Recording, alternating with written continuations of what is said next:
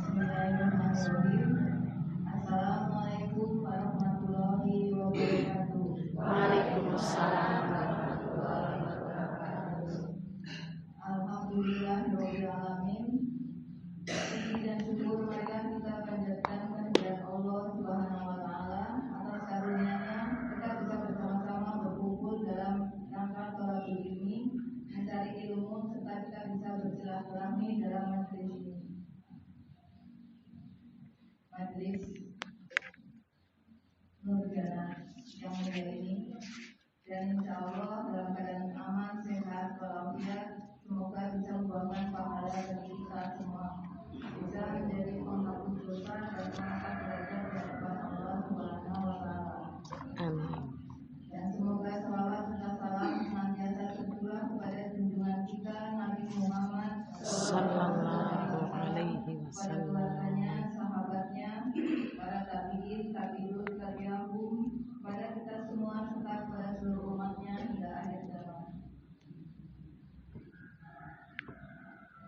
Yang sebagai uswatun hasanah, suri teladan yang baik, dan semoga kita semua menjadi pengikutnya yang setia sampai akhir zaman.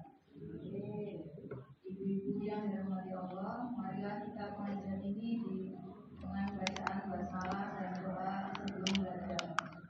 Bismillahirrahmanirrahim. Raditu billahi rabba wa bil islami dinan wa bi Muhammadin nabiyya wa rasulah. Rabbi zidni ilma warzuqni fahma. Asyhadu an la ilaha illallah wa asyhadu anna Muhammadar Rasulullah. Insyaallah materi pengajian kali ini ditemani oleh Ustaz dan Istighfar dengan tema mengutamakan orang lain. Untuk Ustaz dan Istighfar dipersilakan. Terima kasih. Bismillahirrahmanirrahim. Assalamualaikum warahmatullahi wabarakatuh.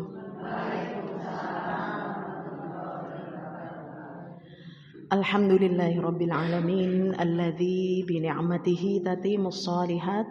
Hamdan katsiran thayyiban mubarakan fih kama yuhibbu rabbuna wa yarda. Asyhadu an la ilaha illallah wa asyhadu anna Muhammadan abduhu wa rasuluh. Rabbi israh li sadri wa yassir li amri wahlul 'uqdatam min lisani yafqahu qawli. Allahumma anfa'na bima 'allamtana wa 'allimna ma yanfa'una wa zidna ilman. Asbahna ala fitratil Islam wa ala kalimatil ikhlas wa ala dini nabiyyina Muhammadin sallallahu alaihi wasallam wa ala millati abina Ibrahim hanifan musliman wa ma kana minal musyrikin. Amma ba'd.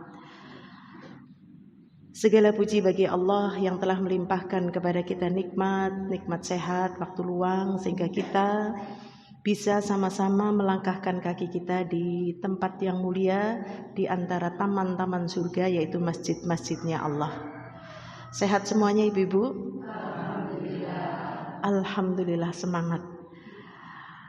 Ucapan alhamdulillah, kata Rasul sallallahu alaihi wasallam, tamlaul mizan, memenuhi timbangan, ngapot-ngapoti timbangan pada hari kiamat nanti, yaitu ucapan alhamdulillah.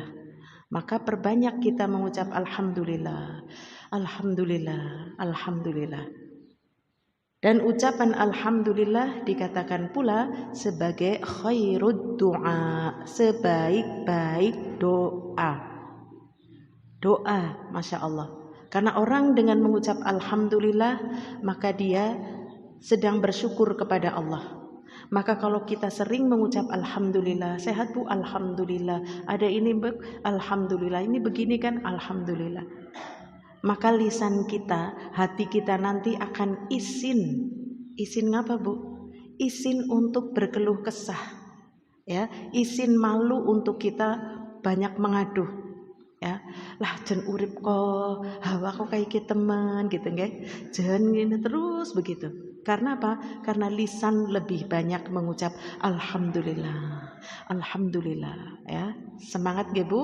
Iya. Sami sehat, Bu? Masya Allah. Nah itu. Orang mengucap alhamdulillah tanda ia hamba yang bersyukur kepada Allah.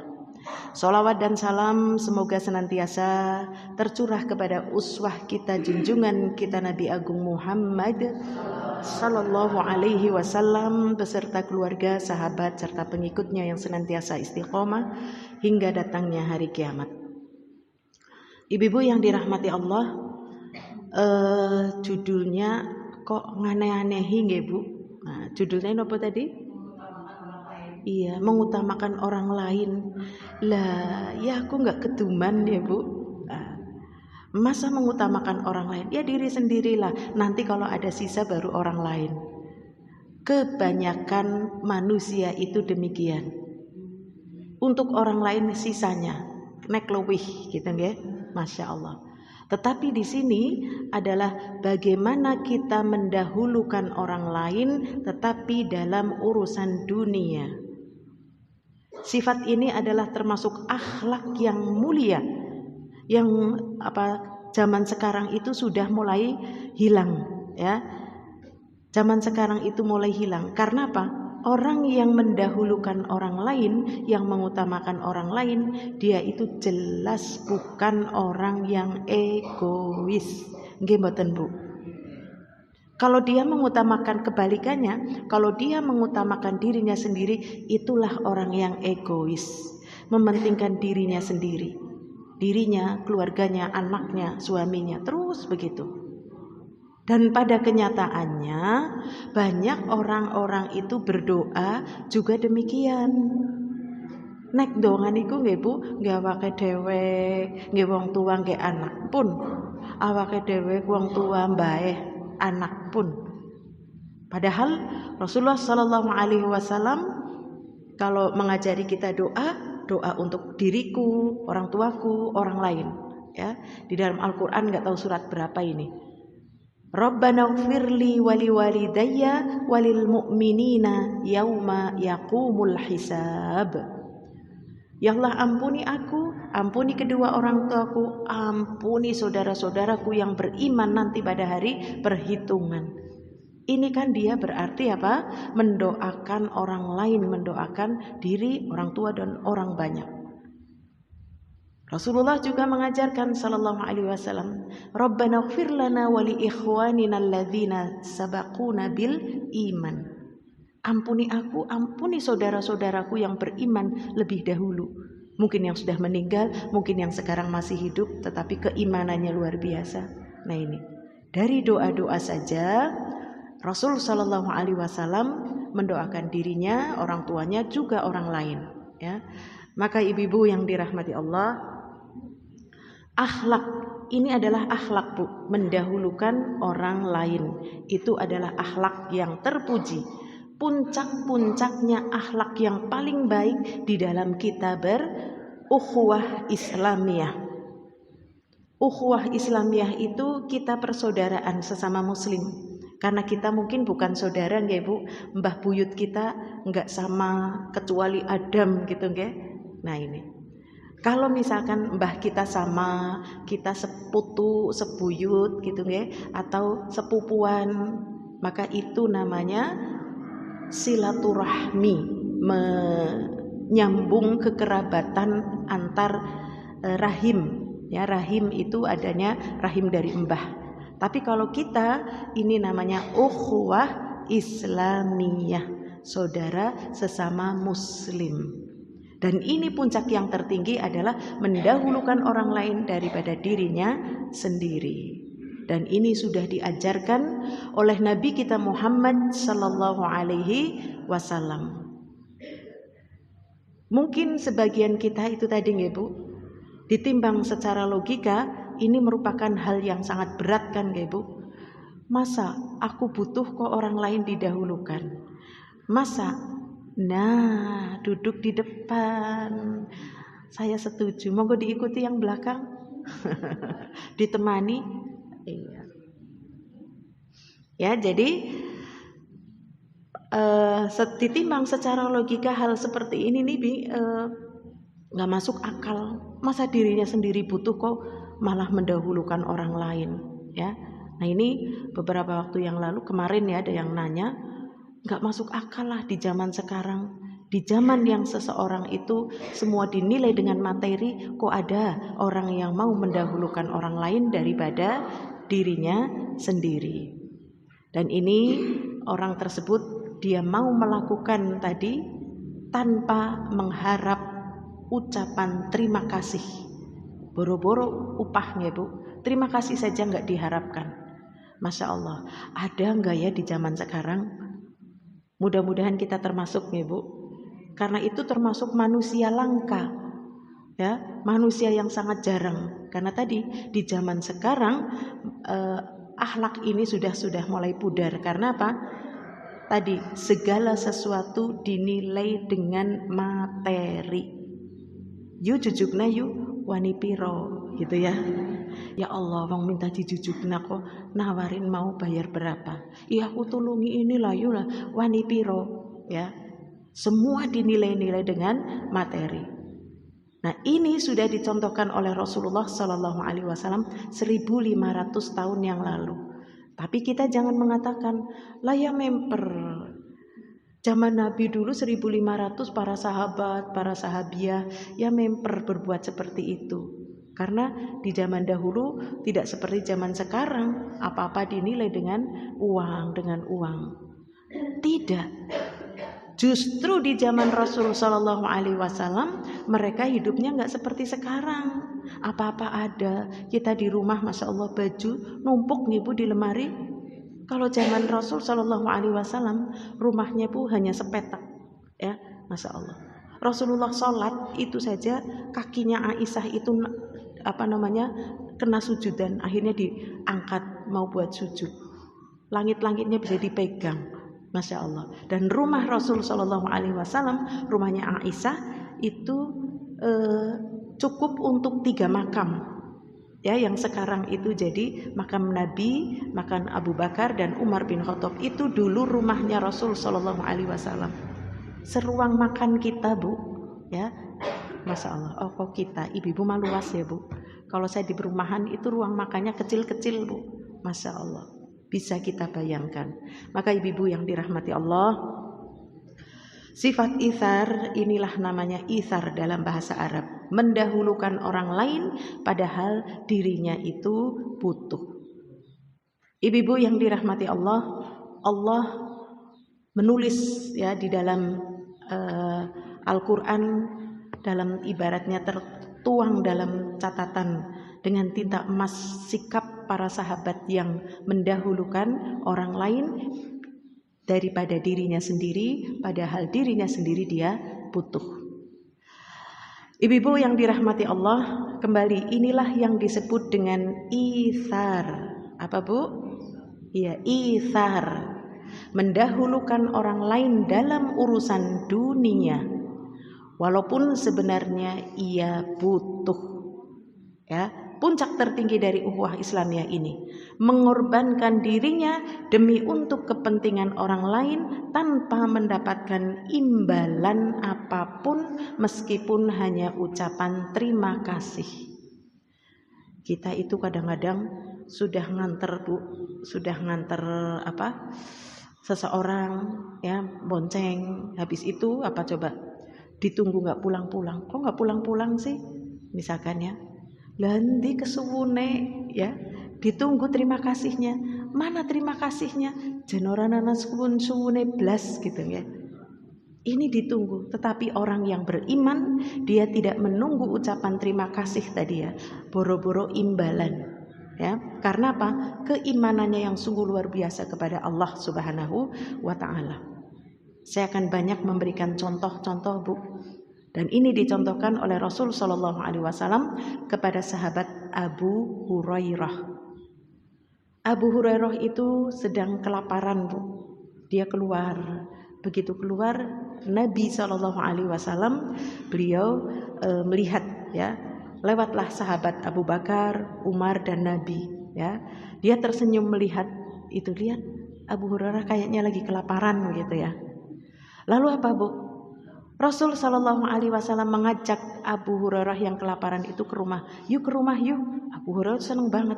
Ya Allah, Rasulullah tuh memang iman banget. Tahu saja kalau aku lagi lapar.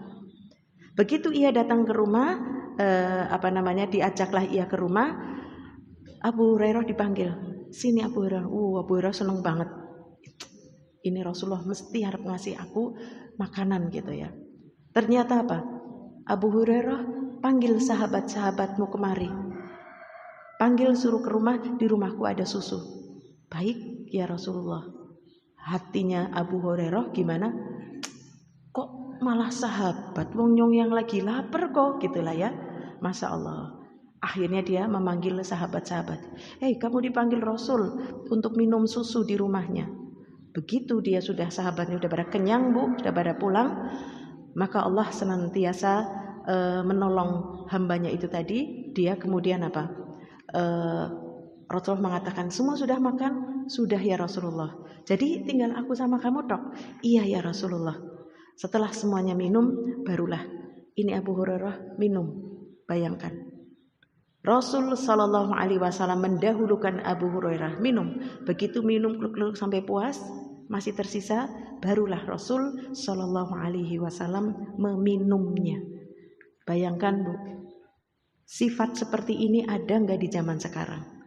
Apalagi Rasul Shallallahu Alaihi Wasallam adalah seorang pemimpin, pasti inginnya para sahabatnya itu inginnya apa?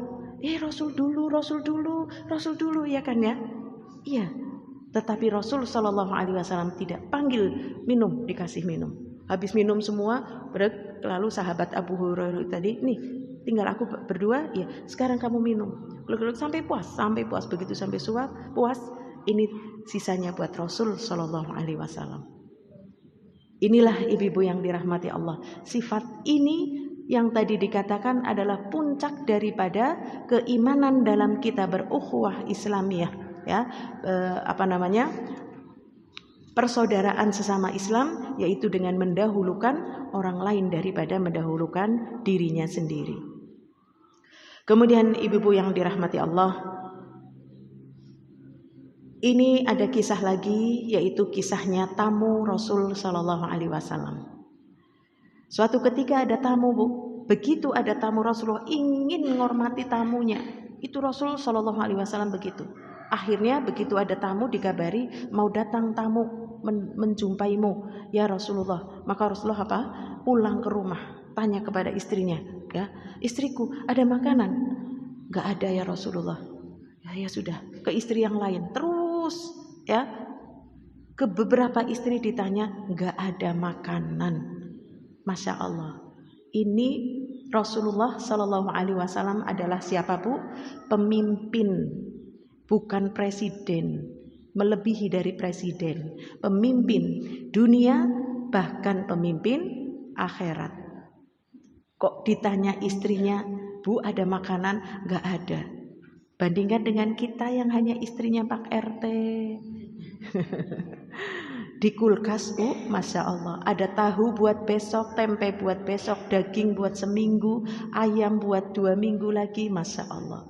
Kulkasnya kebek. Ya apa enggak Bu? Ini Rasul Shallallahu Alaihi Wasallam bertanya kepada para istrinya, nggak ada yang punya makanan, Masya Allah. Begitu nggak punya makanan, akhirnya Rasulullah menjumpai para sahabat yang lain. Begitu ketika menjumpai para sahabat, Rasulullah mengatakan, para sahabat, siapa di antara kalian yang mau menjamu tamuku? Sahabat itu ada yang ngecung, tapi mungkin agak mikir-mikir. Ada satu sahabat yang dia nggak mikir-mikir, langsung, saya ya Rasulullah, saya yang akan menjamu tamumu. Namanya Abu Tolhah. Ya, silakan Abu Tolhah. Akhirnya Abu Tolhah itu nggak pikir-pikir Bu, nggak mikir-mikir, dia pulang ke rumah. Begitu dia pulang ke rumah, bertanya kepada istrinya, istriku ada makanan? Nggak ada Mas. Manggilnya Mas Bu zaman dulu ya. Enggak lah ya, enggak ada. Ya sudahlah, makanan buat anak kita ada enggak? Makanan anak, Quaker Oat apa gitu ya, Coco Crunch gitulah ya, Masya Allah. Kalau zaman sekarang, Oh ada, kalau buat makanan anak-anak ada, tapi ya sedikit buat anak-anak dok, gak apa-apa sudah. Akhirnya apa? Dibikinlah makanan itu, nyalakan lampu. Anak-anak suruh tidur, dikeloni, diceritani sudahlah. Yang penting dia tidak ngomong, Bu ngelih gitu ya, lapar Bu, supaya anak-anak jangan ngomong gitu. Silahkan didongengi, dipok-pok, akhirnya anaknya tidur. Begitu tamunya masuk, silakan tamu masuk. Lampunya udah nyala. Begitu ia menaruhkan piring, ya, si Abu Tholah itu menaruh piring, Aisyah dandani lampu. Tapi malah justru mematikan lampu, mati lampu. Glep. Aduh, maaf, lampunya mati gitu ya. Akhirnya dia Abu Tholah juga bawa piring. Berat. Akhirnya makan. Makanan yang disajikan oleh Ummu Sulaim, itu istrinya Abu Tholah, itu cukup 1 piring. Tetapi Abu Tholah bawa piring kosong. Sama ini, mungkin sendok lah, mungkin hanya tangan. Gak ada sendok lah ya. Ayo silahkan makan makanan. Iya. Terus enak ya makanannya. Dia itu pura-pura gini, klonteng-klonteng sambil gitulah ya. Jadi tamunya merasa kita lagi makan bareng. Padahal tamunya yang ada makanannya, dirinya sendiri kosong. Masya Allah. Dikatakan kan tadi ya Bu, ada makanan? Enggak. Berarti Abu Tholah belum makan, istrinya belum makan. Tapi dia mendahulukan anaknya. Ketika ada tamu, anaknya itu tadi dikeloni, makanan itu buat menghormati tamu. Masya Allah. Begitu tamunya kenyang Bu, nikmat. Itulah yang namanya barokah. Lalu tamunya pulang, mungkin tidur di masjidnya Rasul. Abu Tholah tidur. Begitu pagi harinya, Abu Tholah itu menjumpai Rasul, ya, mau ketemu Rasul Shallallahu Alaihi Wasallam, mau menceritakan bahwa aku sudah menjamu tamumu ya Rasulullah. Rasulullah apa? Geleng-geleng, ya. Beliau mengatakan, wahai Abu Tholah, kau tahu tidak, tadi malam ketika kau sedang menjamu tamumu, Allah menurunkan wahyu, yaitu surat Al-Hasyr ayat yang ke-19. Kau tahu, kata Rasulullah SAW, dohikallah, Allah itu tersenyum, Allah itu tertawa dengan polahmu, gitu nggak? Polahnya apa tadi Bu? Makan dengan piring kosong. Yang penting tamunya makan. Masya Allah ya. Ini Allah tersenyum. Hingga tadi turun surat Al-Hasyr ayat 9 yang artinya, dan mereka mengutamakan orang-orang muhajirin atas diri mereka sendiri, sekalipun mereka memerlukannya apa yang mereka berikan. Siapa yang dijaga darinya dari kekikiran, maka dialah orang-orang yang beruntung. Masya Allah ya. Jadi ayat ini menunjukkan maknanya itu sangat luas ya, maknanya sangat luas sekali, yaitu orang-orang yang mendahulukan orang lain itu ternyata membuat Allah tersenyum, Allah tertawa. Maka ibu-ibu yang dirahmati Allah, nanti saya kisahkan banyak, tetapi kita mengambil hikmah daripada surat Al-Hasyr tersebut. Dan hikmah dari Abu Tholah yang dia tadi mendahulukan orang lain, padahal istrinya butuh, anak-anaknya butuh. Sekarang berhenti sejenak, kita bandingkan dengan diri kita Bu, ya. Diri kita di rumah banyak lauk, banyak cemilan, banyak apa, bapaknya datang, Bu arep ana tamu Bu, gitu ya. Mungkin sebagian ada yang mengatakan, tamu siapa sih tamu? Masa ngajak tamu ke sini nggak bilang-bilang? Aku toplesnya tuh kacangnya tinggal separuh tahu, gitu ya. Aku seripingnya sudah melempem misalkan ya. Pikir-pikir gitulah ya. Sambil ada makanan saja dia bilang, aku malu lah. Masa nyediaknya buat tamu tahu cuma 1, ada ayam 1 yang nggak enak lah. Itu begitu Bu, Masya Allah. Ini kita zaman sekarang. Tapi tidak di zaman Rasul Shallallahu Alaihi Wasallam. Makanan anak saja diberikan kepada tamunya, ya, Masya Allah, sebagai penghormatan terhadap tamu. Maka ibu-ibu yang dirahmati Allah, Apa keistimewaan dari sifat itsar ini yang menjadikan Allah tersenyum dan Rasul Shallallahu Alaihi Wasallam bangga terhadap Abu Thalhah karena dia telah mendahulukan orang lain daripada dirinya sendiri walaupun dirinya sendiri butuh. Tapi perlu diingat Bu, apa yang dilakukan oleh Abu Thalhah itu tadi adalah mendahulukan orang lain. Ini sifatnya ada 3 ya Bu. Ada yang hukumnya terlarang, ada yang hukumnya makruh, dan ada yang hukumnya sunnah. Terlarang itu bagaimana? Terlarang tidak boleh nih mendahulukan orang lain dalam urusan, contohnya air Bu. Kita lagi nggak ada air babarblas ya, mungkin sedang safar, mungkin sedang apa, hanya cuma ada air segini untuk wudhu ya, karena wudhu yang terbaik itu, yang wajib itu dengan air, sunnahnya dengan tayamum kalau tidak ada air. Kita dilarang ketika hanya ada air segini kok kita mendahulukan orang nih, ibu mau wudhu ya, nih wudhu. Jangan, ini dahulukan untuk diri sendiri karena wudhu itu lebih utama daripada tayamum ya, maka ini terlarang.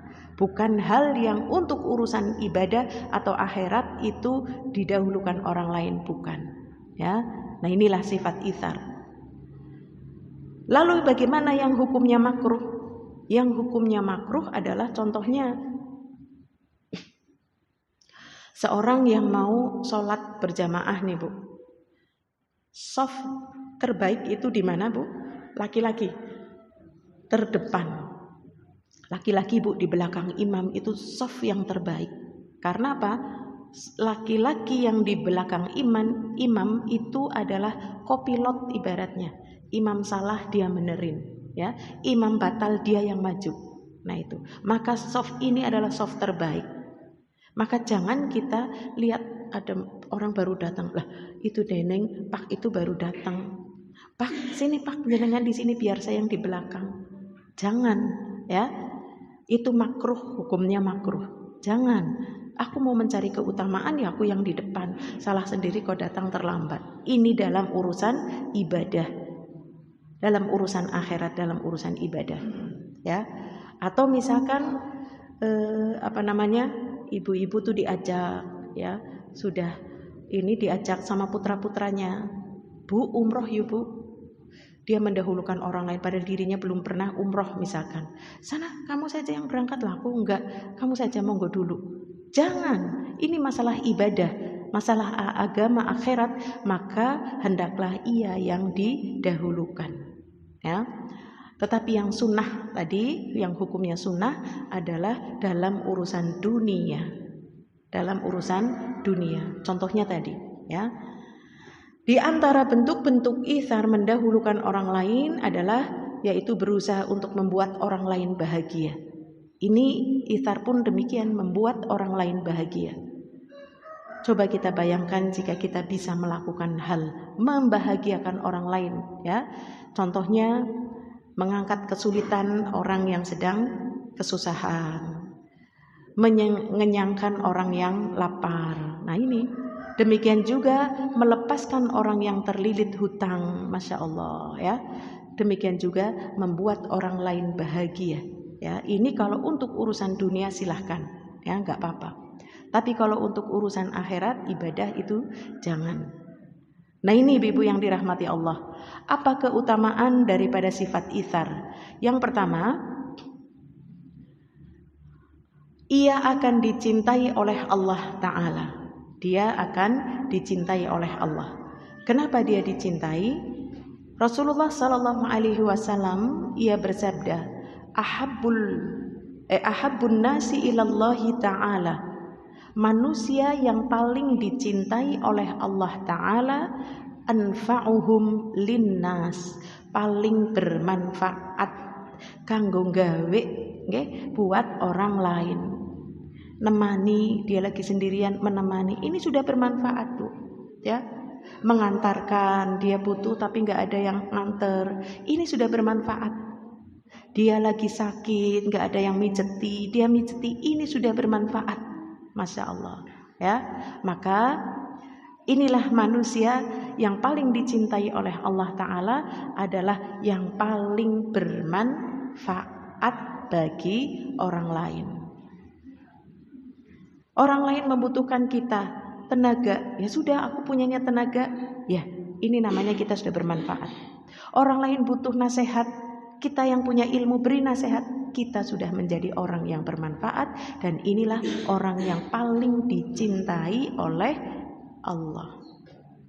Ibu-ibu, kita tahu Bu, kalau kita sudah dicintai, pasti nggak Bu, contoh kita dicintai suami Bu, pasti suami akan memberi apa yang kita minta, ya kan ya Bu, selagi wajar-wajar saja. Kalau yang tidak wajar, bisa jadi suami akan berusaha, ya.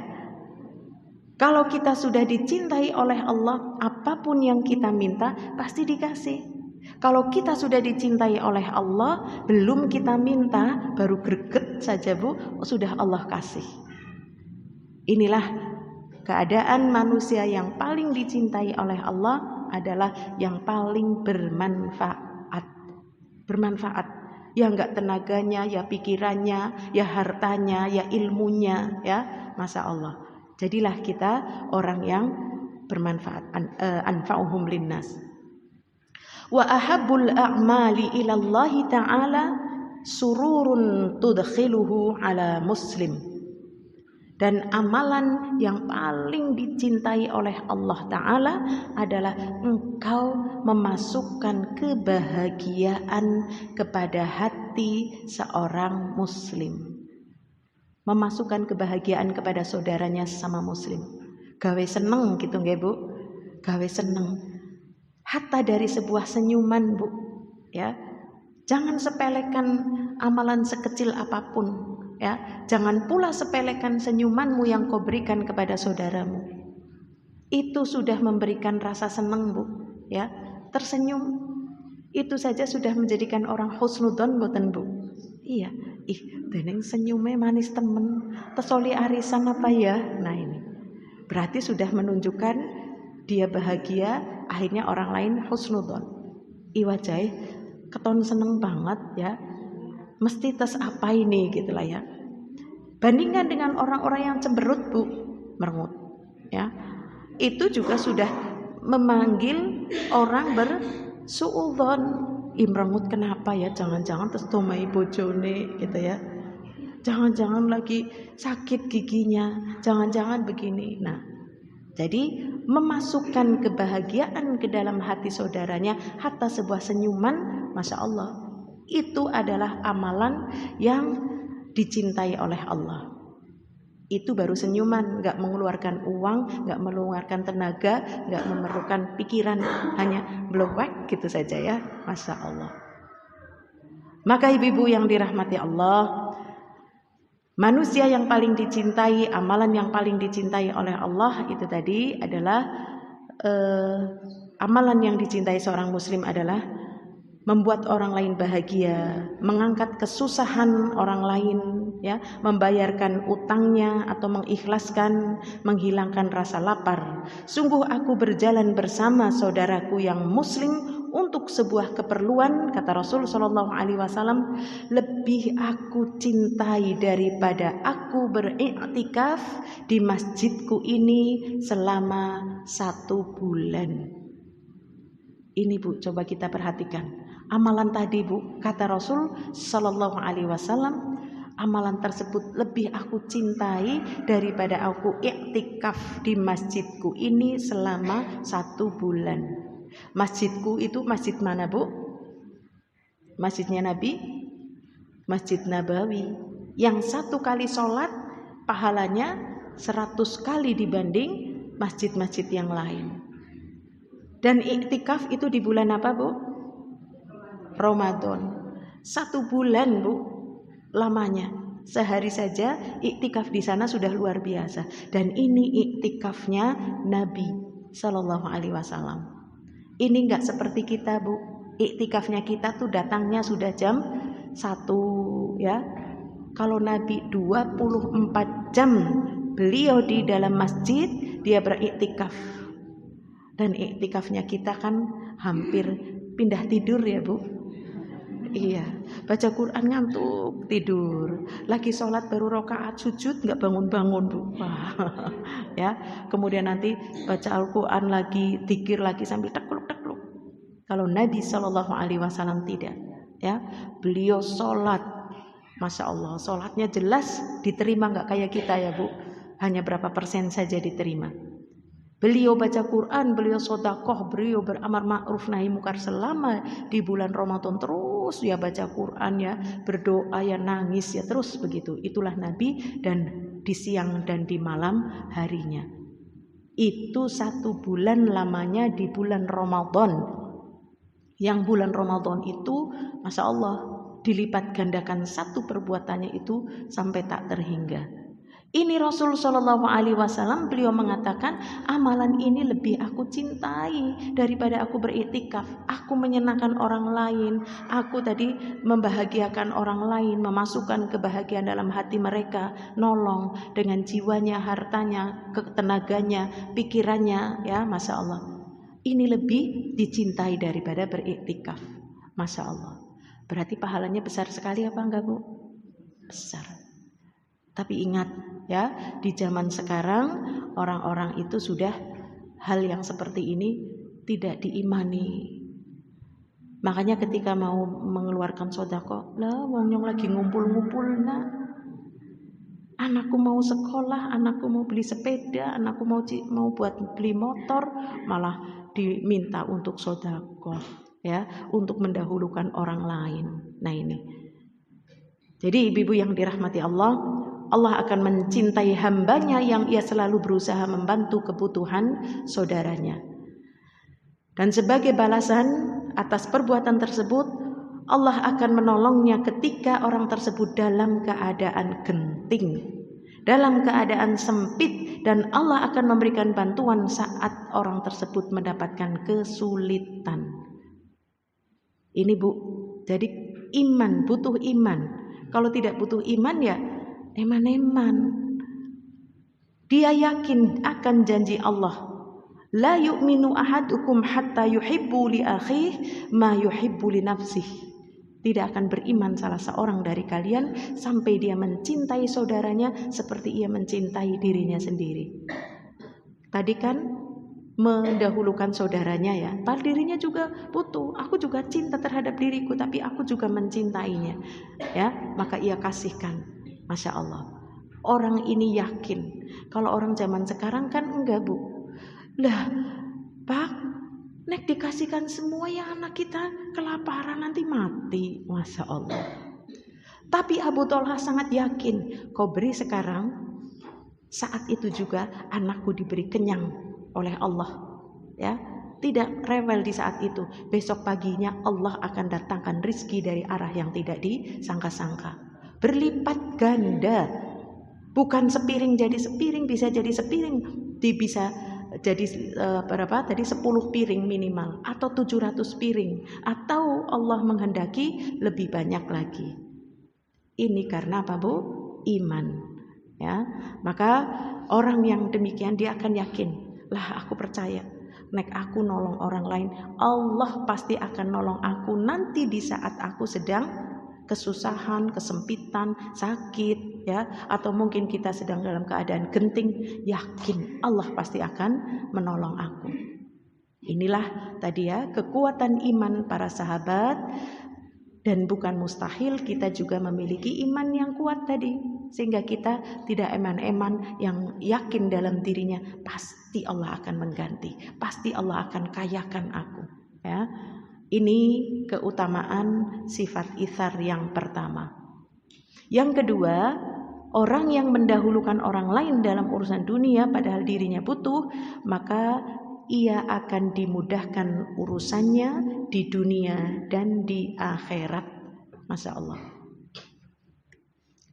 An Abi Hurairah radhiyallahu anhu qala Rasulullah sallallahu alaihi wasallam, man nafasa an mu'minin kurbatan min kurbatid dunya, nafasallahu anhu kurbatan min kurabi yaumil qiyamah.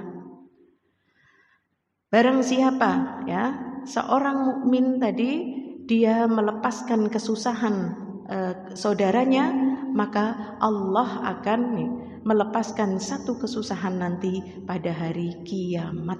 Masya Allah. Barang siapa yang melepaskan satu kesusahan dunia seorang mukmin, Allah akan melapangkan darinya satu kesusahan pada hari kiamat. Hari kiamat ini lebih dahsyat, Bu. Rasa takutnya bukan takut lapar, Bu. Takut akan azab Allah. Matahari begitu dekat dengan kita nanti, Bu. Setiap manusia ditenggelamkan dengan dosanya berupa air keringat yang akan menenggelamkan. Ada yang semata kaki, sebetis, sepinggul, sepinggang, ya, sedada, seleher, setelinga, ada pula yang tenggelam.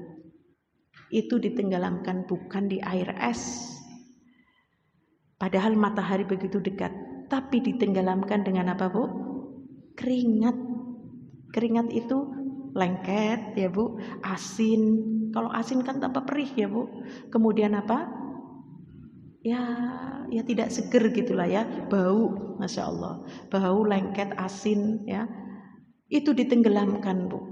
Tetapi kita akan dimudahkan oleh Allah dengan sebab kita pernah memudahkan urusan orang lain di dunia.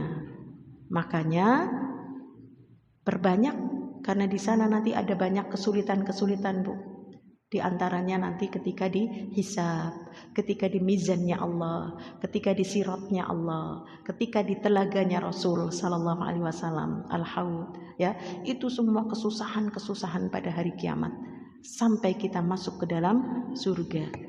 Tapi kalau kita di dunia ini kita sudah bersusah-susah tadi untuk melepas ego kita dengan mengutamakan orang lain, di antaranya membantu orang lain, memasukkan kebahagiaan kepada orang lain, maka tadi ya, dia akan dilepaskan kesusahan pada hari kiamat.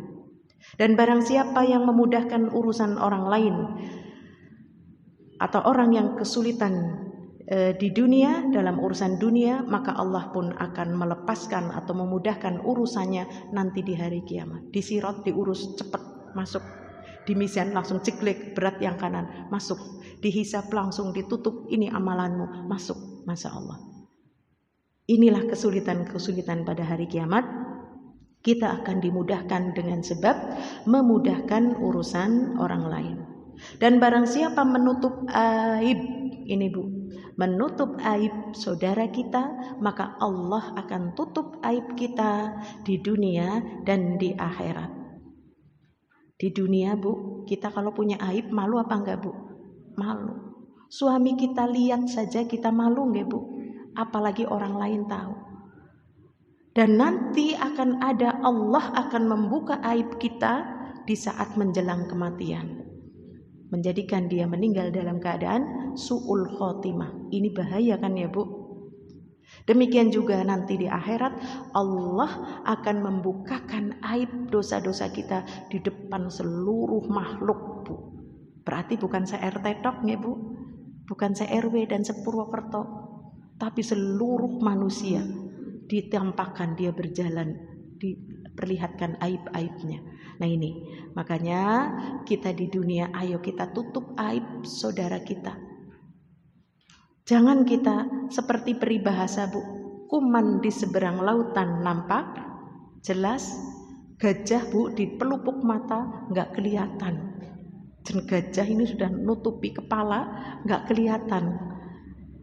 Ini sama saja. Orang itu ketika membuka aib orang lain, ya Allah, mengulitinya itu kayak dia itu aku yang melahirkan ibaratnya ya.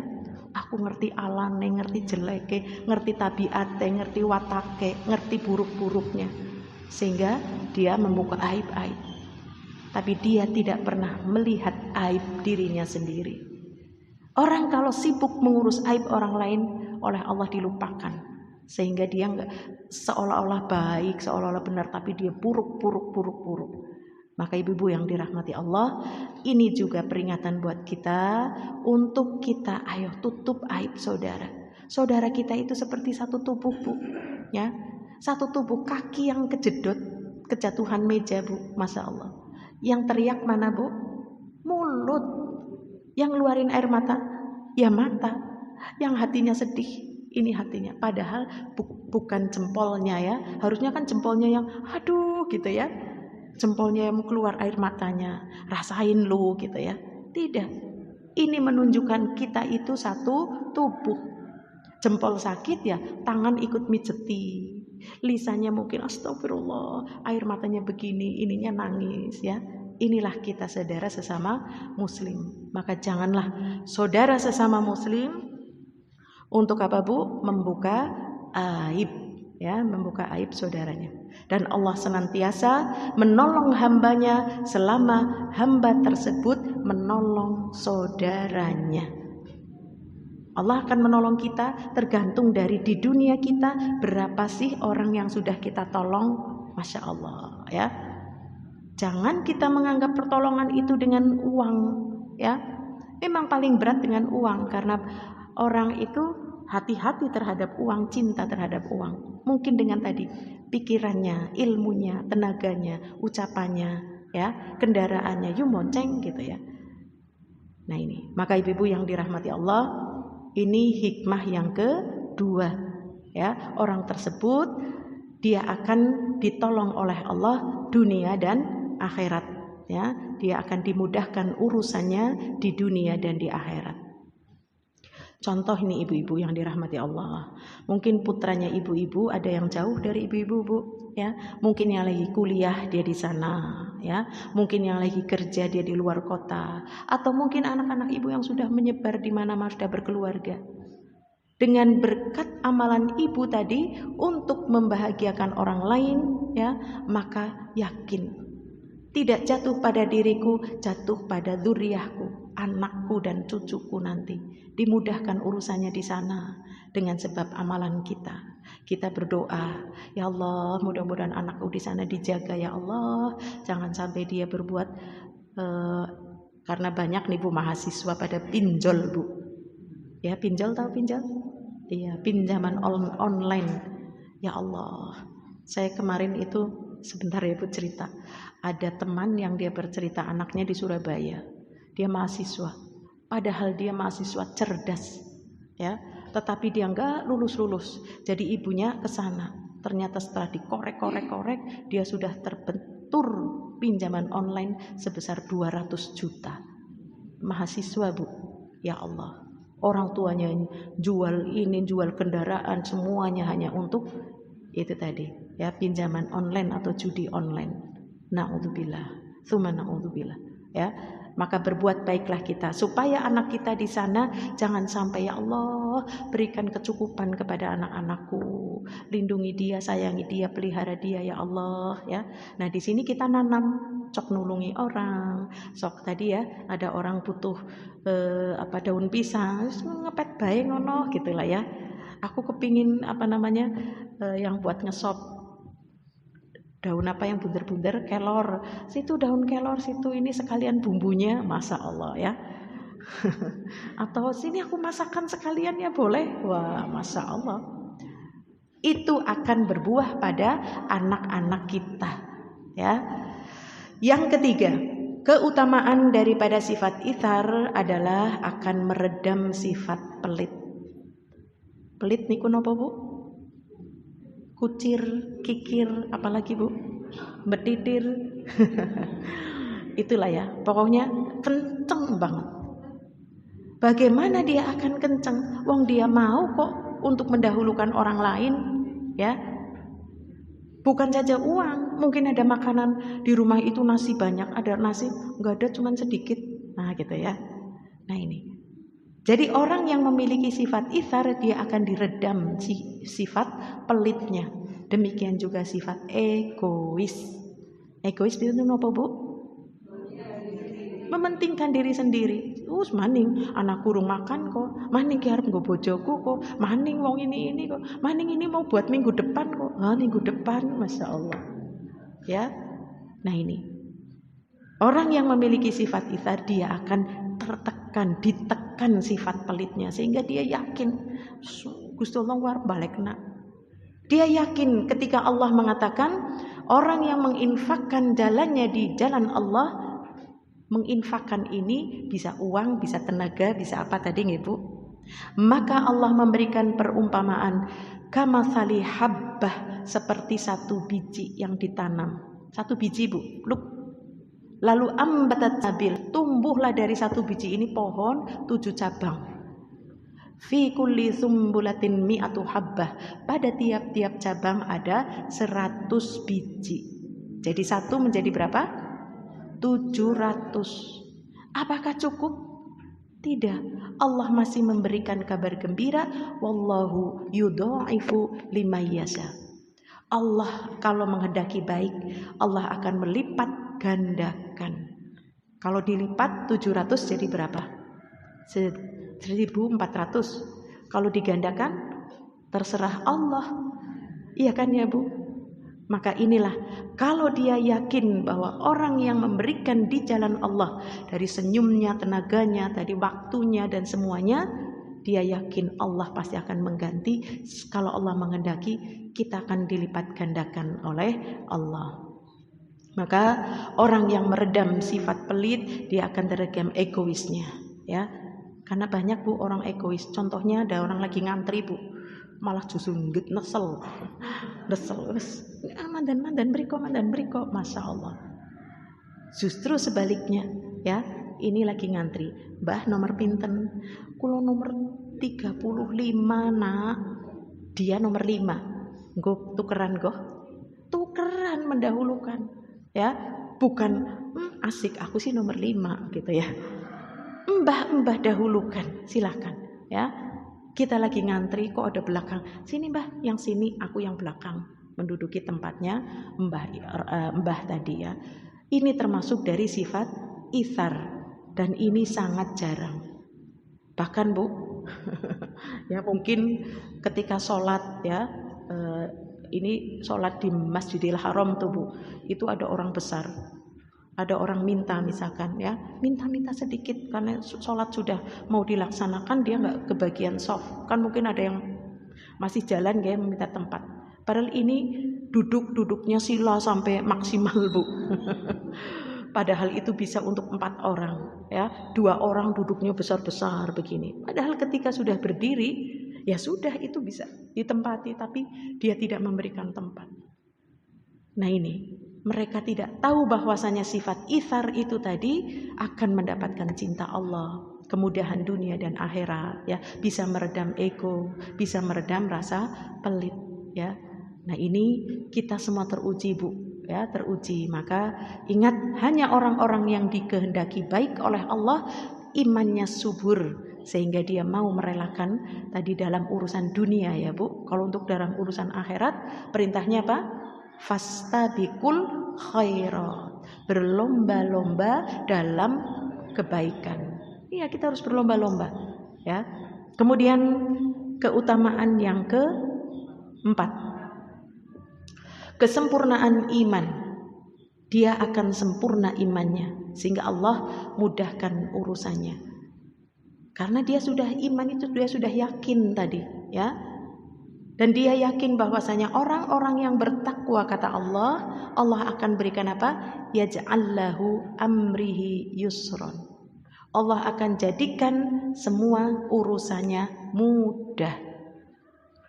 Allah pun akan memberikan wa may yattaqillaha yaj'allahu makhraja. Allah akan carikan jalan keluar dari setiap masalah.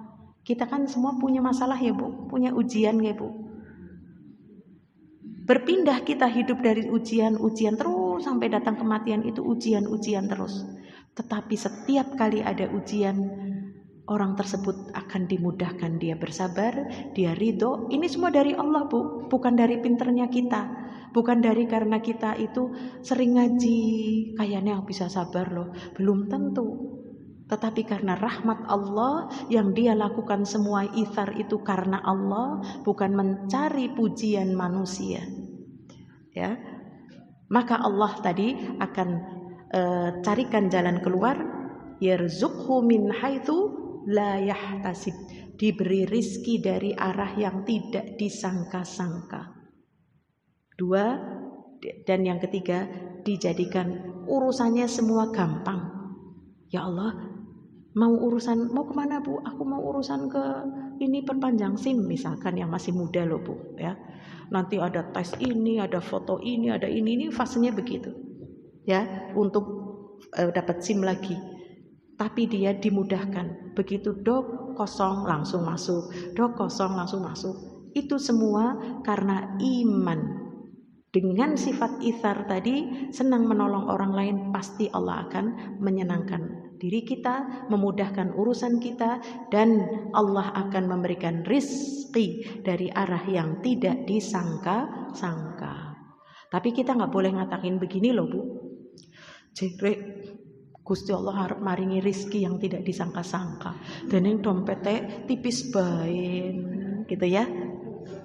Iya, aku dompet garis 100 ya, 10 tak sodako kan harusnya dari 190, deneng malah tetep baik 90 gitu ya, Masya Allah.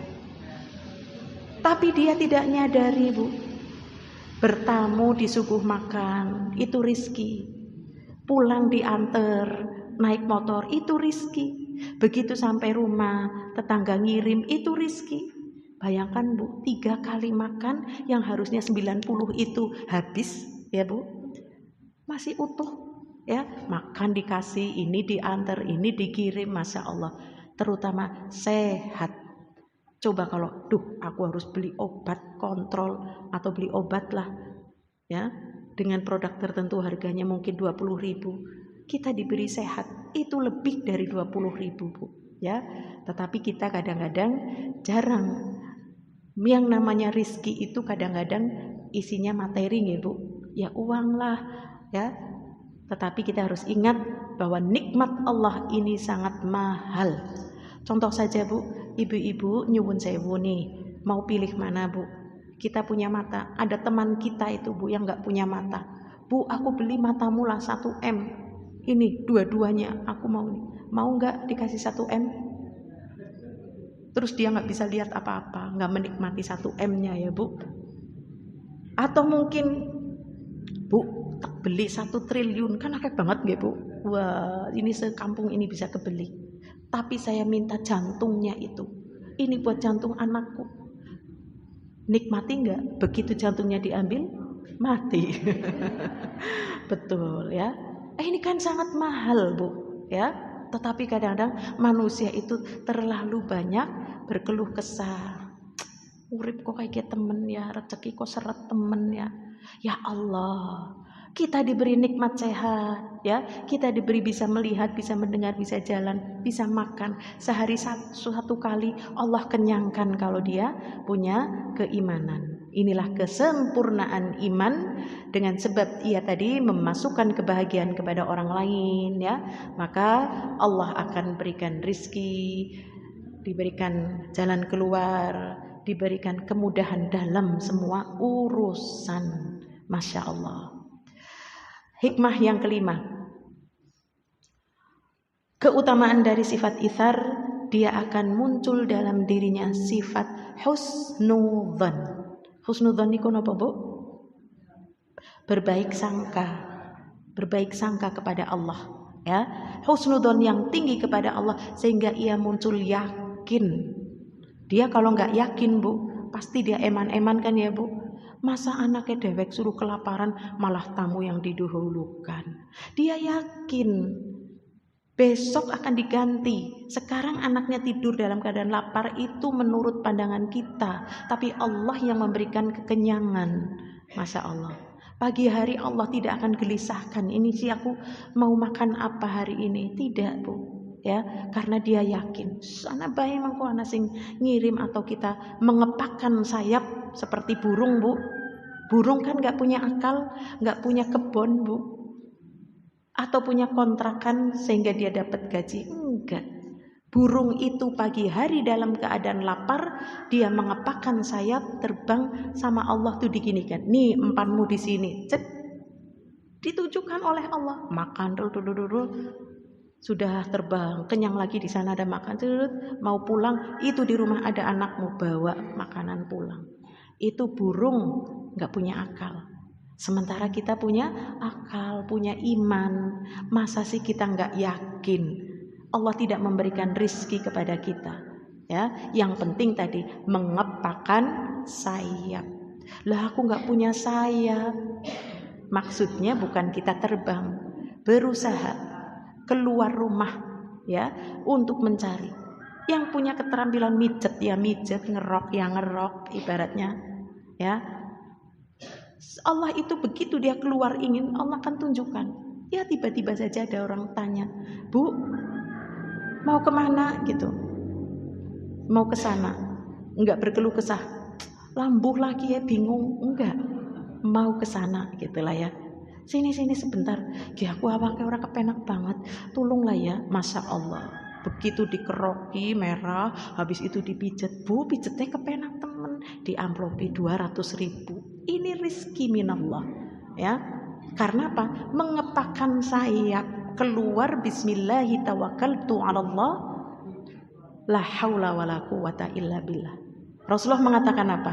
Orang yang keluar rumah dengan membaca bismillahi tawakkaltu tadi sampai akhir dengan yakin, Rasulullah mengatakan qad hudita, orang tersebut mendapatkan hidayah. Wa kufita, orang tersebut mendapatkan kecukupan. Keluarkan lagi kurang ya Bu. Kecukupan. Wa wukita, dan orang tersebut mendapatkan perlindungan. Wa tanaha anhu syayatin, dan setan akan menyingkir. Itu kalau keluar rumah membaca doa bismillahi tawakkaltu 'alallahi la haula wala quwata illa billah. Hatta kita keluar mau ke warung tok, janganlah warung seurusan donga ya. Apalagi sampai keluar jauh. Jangan lupa Bu, ini janji Rasul Shallallahu Alaihi Wasallam. Maka baca doa itu nggih Bu. Mau kemana saja keluar rumah, Bismillahirrahmanirrahim. Kan nggak capek ya Bu? Nggak baca sampai 5 menit apa 1 jam. Hanya beberapa detik saja ya. Bismillahirrahmanirrahim. La haula wala quwata illa billah. Rampung. Ya, Masya Allah. Tapi tadi janjinya sungguh orang tersebut mendapatkan hidayah, kecukupan, perlindungan, setan-setan akan menyingkir. Maka husnudzonlah kepada Allah, bahwa yakin ketika kita menolong orang lain pasti Allah akan menolong di saat aku sedang kesulitan. Ya, di saat kita sedang kesulitan. Karena apa? Karena Allah Subhanahu wa taala sendiri yang mengatakan, "Ana ba'dadh-dhanni 'abdi bi." Aku bergantung pada prasangkaan hambaku terhadap diriku. Ini Allah yang mengatakan Bu. Allah itu tergantung prasangkaan, husnudzonnya hamba. Kalau hambanya berhusnudzon aku akan ditolong, pasti Allah tolong. Kalau hambanya berhusnudzon doaku diijabah, pasti diijabah. Ini masalahnya banyak orang suudzon. Kalau ditanya, enggak saya enggak suudzon, tapi lisannya mengatakan apa? Nyowis donga kok ora diijabah ya. Nah ini. Padahal Allah sudah mengatakan ud'uni astajib lakum, minta kepadaku pasti aku beri. Tapi dia minta, dia merasa belum atau tidak dikasih lah, aku pernah sprenen donga ora ulih katanya ya, enggak diijabah doanya. Nah ini. Maka jangan kita suudzon kepada Allah, tapi husnudzonlah ya, berbaik sangka. Yang terakhir, keutamaan daripada sifat itsar adalah akan memudahkan masuk ke dalam surga, bahkan ia akan menjadi tetangga Rasul Shallallahu Alaihi Wasallam di surga. Ibu-ibu jadi tetangganya Pak RT senang. Pak Bupati lah ya mungkin senang. Apalagi ini di tetangganya Rasul Sallallahu Alaihi Wasallam. Berarti tempatnya berkelas nggih Bu.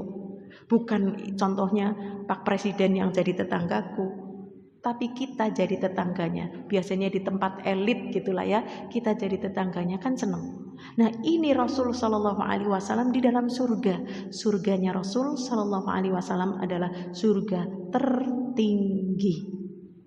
Tetangganya adalah para nabi Bu, Masya Allah, para siddiqin, para syuhada, para sholihin. Nah ini kita jadi tetangganya. Satu lantai ibadatnya, ya. Surga itu berapa lapis, Bu? Berapa tingkatan? Siapa yang pernah ke sana? Oh, enggak ada. Surga itu ada 100 tingkatan. Tapi tingkatannya bukan nempel kayak rumah tingkat, Bu. Jarak antara satu surga dengan surga berikutnya seperti langit dan bumi. Nah, ini yang paling tinggi 100, Masya Allah. Ini karena apa? Karena ini adalah akhlak yang paling mulia di dalam kita berukhuwah Islamiyah. Maka Rasul mengatakan ahsanuhum khuluqan. Yang paling baik akhlaknya, dia akan bertetangga dengan Rasul Shallallahu Alaihi Wasallam, dan mereka itulah orang-orang yang beruntung. Ini keutamaan dari sifat itsar. Saya akan berikan contoh, ya, berikan contoh para sahabiah. Di sini contohnya adalah Aisyah radhiyallahu anha. Siapa Bu Aisyah? Istri Rasulullah Shallallahu Alaihi Wasallam yang paling muda, cantik, pinter, ya, Masya Allah, paling lah gitu, ya. Suatu ketika ayahnya sudah meninggal. Siapa? Ayahnya Aisyah? Bapaknya. Sebelumnya adalah suaminya, yaitu Nabi Shallallahu Alaihi Wasallam sudah meninggal, tapi beliau wasiat, Aisyah, jika aku meninggal, aku diwafatkan, aku dimakamkan di rumahmu ya. Jadi di rumahnya itu sudah ada makamnya Rasul. Begitu ayahnya yaitu Abu Bakar meninggal, dia juga ditaruh di sisi Nabi Muhammad. Di sini ada makam Abu Bakar. Jadi Aisyah itu berharap bahwa masih ada satu slot lagi, ini kira-kira buat satu makam lagi, ini untukku lah. Sehingga aku nanti ibaratnya berdampingan dengan suamiku dan ayahku. Seneng banget kan ya Bu? Aku mau di sini. Tiba-tiba Bu, ada utusan dari sahabat Umar bin Khattab. Dia ketok pintu. Saya diutus Umar bin Khattab untuk menyampaikan, karena beliau sedang sakit keras. Beliau meminta kepadaku untuk menyampaikan kepadamu, wahai Aisyah, bolehkah Umar bin Khattab nanti dimakamkan di samping dua sahabatnya, Rasulullah Sallallahu Alaihi Wasallam dan Abu Bakar. Berarti di sini, Masya Allah Bu. Ini kan rumahnya Aisyah, seneng ada orang tuanya, ya kan ya, ada suaminya. Tapi apa Aisyah ikuti jejak suaminya, lalu dia mengatakan, monggo. Gak pakai gebrak meja. Apa-apaan sih? Ini rumahku kok. Itu tinggal satu kok. Nah itu di sampingnya ada ayahku, ada suamiku. Lah Umar, enggak bisa. Itu kalau kita mungkin ya Bu. Tapi Aisyah tidak, silahkan. Nah inilah sifat itsar daripada sahabat Aisyah tadi. Ada juga sifat itsar yang dikisahkan nih, ada seorang para sahabat, yaitu dari Ibnu Umar. Dia mengatakan salah seorang dari sahabat itu, dari sahabat Nabi, diberi hadiah kepala kambing Bu, ya. Dihadiah kepala kambing. Ibu kalau dihadiah kepala kambing seneng apa enggak? Kalau pas lagi enggak ada makanan loh Bu, seneng ya. Dibikin gulai atau dibikin wis pokoknya. Ini. Tapi ini sahabat Bu, ketika diberi kepala kambing, dia mengatakan, sungguh si fulan lebih membutuhkan daripada aku. Dia melihat ada sahabatnya yang lebih membutuhkan, padahal dirinya itu ya miskin, tapi silahkan berikan kepada saudaranya. Ditaruh ke sana. Begitu sampai ke sana, sana juga mengatakan, ada saudaraku yang lebih membutuhkan, tolong diberikan ke sana. Ini yang mengantar pindah dari sini ke sini, pindah lagi ke sini. Dalam sebuah kisah diceritakan sampai 7 putaran Bu. Inilah sifat itsarnya para sahabat. Kayak lebih butuh, kasihkan. Kayak lebih butuh. Begitu dia yang ke-6, dia mengatakan kayak lebih butuh. Akhirnya sampailah ke sahabat yang pertama. Jadi ini kepala sudah muter di 7 sahabat, akhirnya balik lagi ke sini. Masya Allah.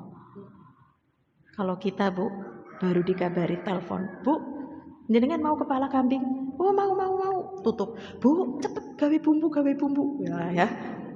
Kalau ini tidak, dia mikir ada sahabatku dia lebih butuh, dialah. Ada sahabat lagi yang anaknya, dialah. Masya Allah. Ternyata mereka semuanya sifatnya ithar. Maka ketika dia balik ke sini, Masya Allah, ini pasti kehendak Allah agar kepala kambing itu balik ke aku sehingga aku memang berhak ya untuk mendapatkan. Bisa jadi dia adalah orang paling miskin di antara 7 sahabat tadi ya, Masya Allah. Berputar. Inilah akhlak generasi terbaik ya. Kalau zaman kita itu tadi ya, baru dibel langsung kita siapkan bumbu.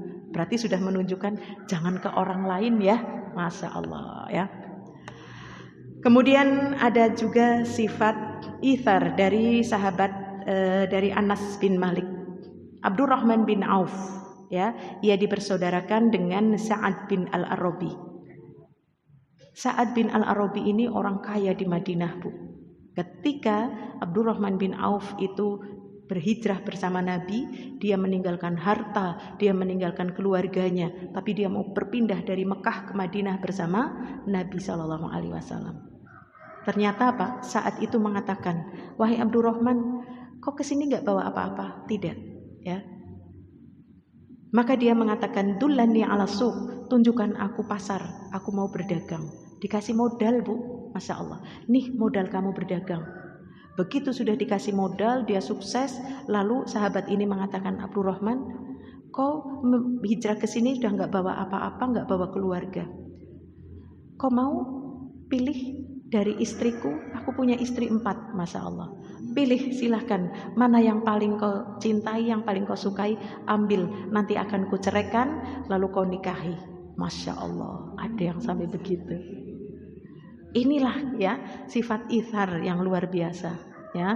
Jelas di zaman sekarang mau nambah saja sudah marah ya Bu. Mau nambah loh Bu ya. Nah, padahal ini syariat di dalam surat An-Nisa ya. Yaitu fankihu ma taubalakum minan nisa masna wa thulatha wa ruba ya. Banyak orang nggak suka Bu dengan ayat ini. Nikahilah oleh kalian 2, 3 atau 4 istri. Ya Allah, ya kita satu saja nggak habis-habis ya Bu. Masya Allah. Ini contoh sifat ithar demikian. Dia mau mengorbankan, bukan dia menawarkannya yang apa? Kamu mau istri dariku? Bentar ya, aku pilih yang paling tua, yang paling gendut, yang paling jelek, yang paling cerewet. Wah gitu ya. Tidak, pilihnya kau milih yang paling cantik, akan kuceraikan lalu kau nikahi. Ini contoh ya. Mungkin kita belum sanggup dan yang seperti ini, maka sangguplah pada yang lain ya. Tapi ini semua berat semua loh Bu ya. Contohnya berat semua. Maka ibu-ibu yang dirahmati Allah, itulah sifat ithar, yaitu mementingkan orang lain daripada dirinya sendiri, memasukkan kebahagiaan terhadap hati orang lain. Maka ini adalah sifat yang sangat mulia, si akhlak tertinggi di dalam kita bermuamalah ya, dalam kita bergaul, yaitu ukhuwah Islamiyah. Wallahu ta'ala a'lam wa sallallahu ala nabiyyina Muhammad. Wassalamualaikum warahmatullahi wabarakatuh.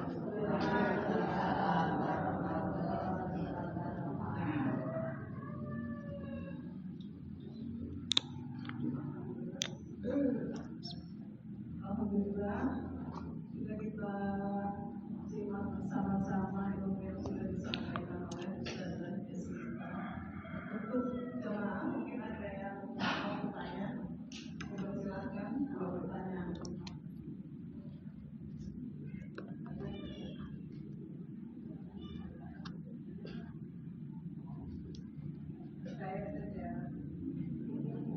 Silakan.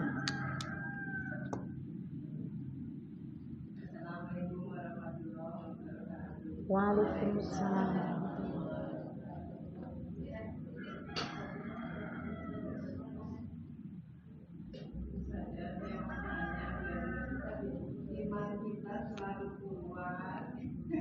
Nggih.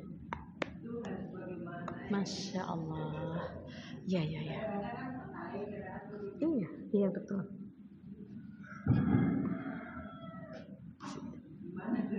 Iya. Iya, Masya Allah.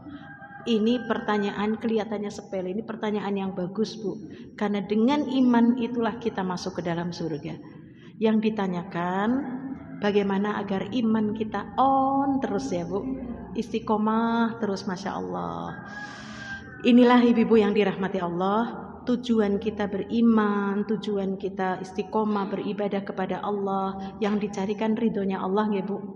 Kalau kita sudah diridhoi, tempatnya di mana Bu? Surga.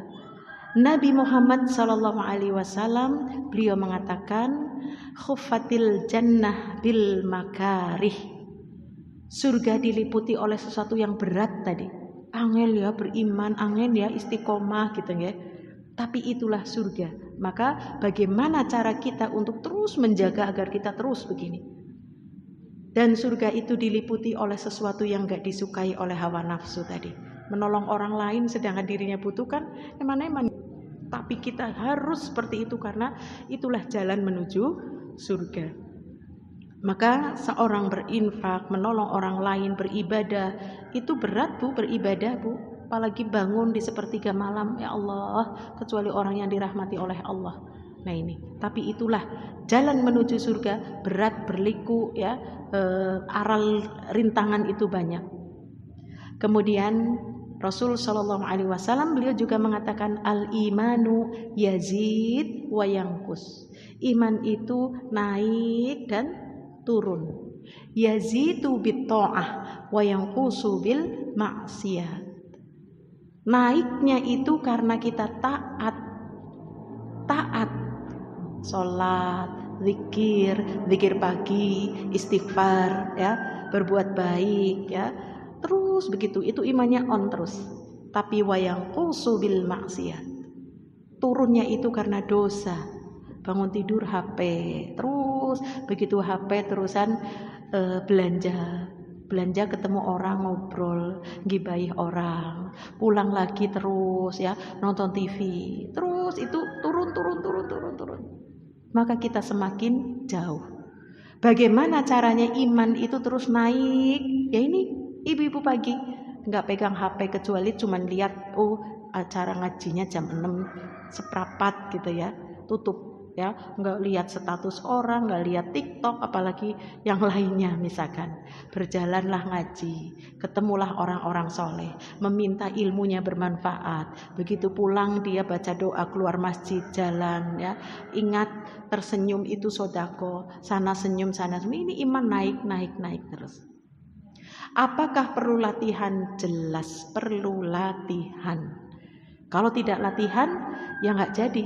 Kan orang bisa karena terbiasa ya Bu. Kok dia bisa lari sekian kilometer lah, tiap hari latihan lari gitu ya. Kok dia bisa bersabar sih, tiap hari dia latihan sabar. Jadi bagaimana agar iman kita naik terus? Di antaranya tadi ya, pilih teman yang baik. Karena almar'u 'ala dini khalilih. Seseorang itu tergantung dari agama teman dekatnya. Falyanzur ahadukum man yukhalil, maka perhatikanlah salah seorang dari kalian dengan siapa ia berteman. Makanya di dalam syariat disebutkan orang berteman dengan orang baik itu seperti berteman dengan penjual minyak wangi. Dia nggak dodol tapi baunya wangi Bu, hingga orang menuduh kamu jual minyak wangi, wangi banget gitu ya. Bahkan orang yang berteman dengan minyak wangi, penjualnya akan bilang, sini, aku punya minyak wangi baru nih, ini baunya Masya Allah. Ini Bu, misalkan sampai 2 hari dicuci saja baunya masih, Masya Allah. Kan senang, harganya mahal, cuma nyicipi cerep gitu saja. Nah ini. Tetapi orang yang buruk berteman dengan orang yang buruk seperti berteman dengan pandai besi, tukang las Bu, ya, sahabatnya tukang las, tapi bukan berarti nggak boleh jadi tukang las Bu, ya, ini hanya perumpamaan. Baunya nopo Bu? Bau karbit. Belum lagi kalau lagi ngelas, bajunya kepletikan bolong-bolong, iya kan ya?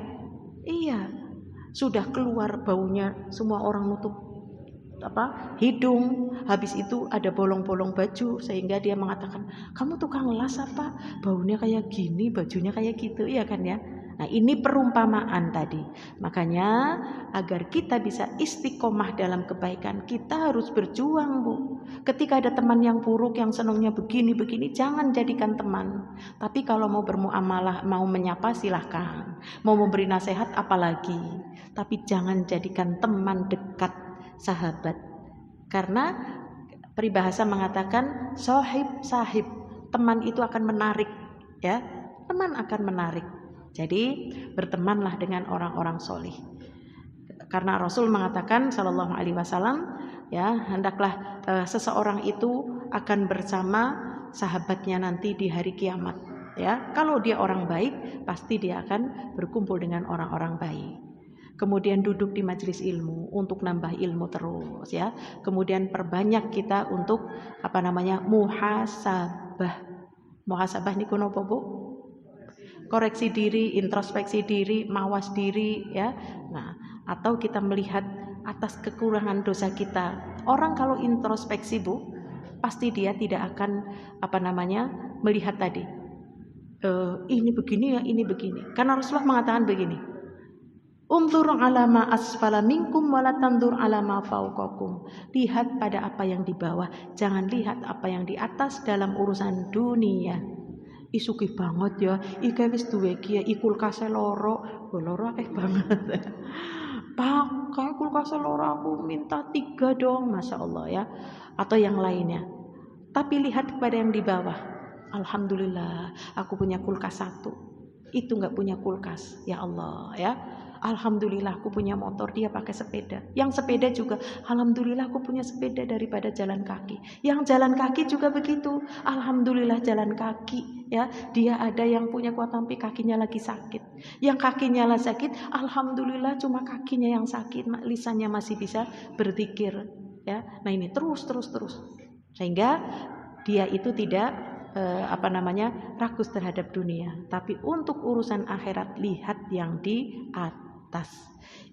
Puasane rajin, sedekah rajin, maca Qur'ane, sudah khatam berapa terus, sehingga kita ingin meniru, ingin mengungguli mereka, ya. Jadi iman itu tadi naik turun. Caranya bagaimana? Minta kepada Allah, terutama minta doa.